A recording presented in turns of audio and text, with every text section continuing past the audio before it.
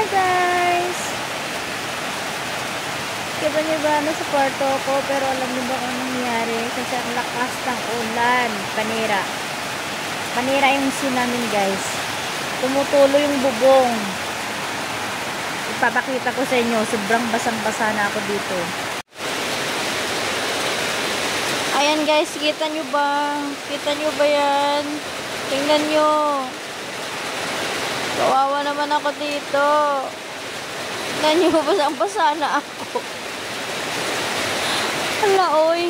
Lord, tabang. Tingnan nyo guys, ang lakas. Kita nyo ba? Obvious. Basang-basa na ako.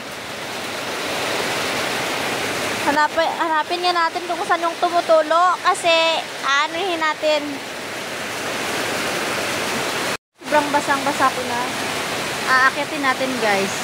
Kung saan yung punot dulo ng tulo na yan. Tulo! So guys, hahanapin ko yung tulo at i-ano ko siya.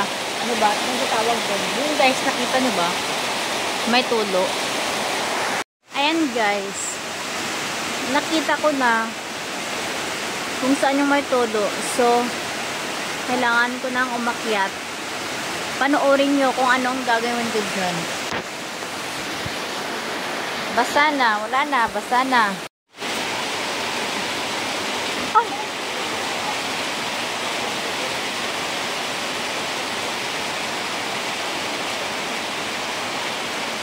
So, dito yung may tulo.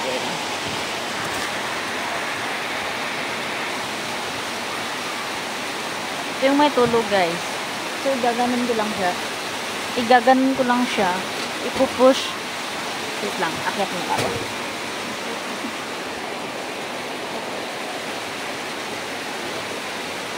Woo!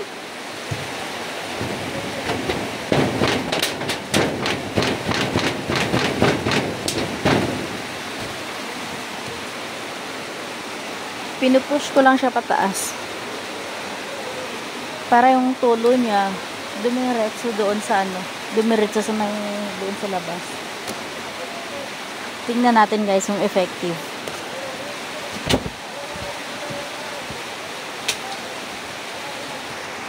So guys, nakita nyo effective naman yung ginawa ko. Kaya wala na siyang tulo. Pwede na tayong humiga ulit.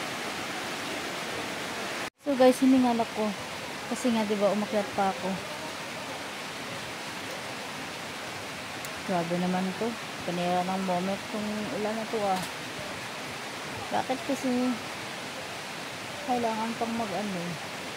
Isira tuloy yung scene.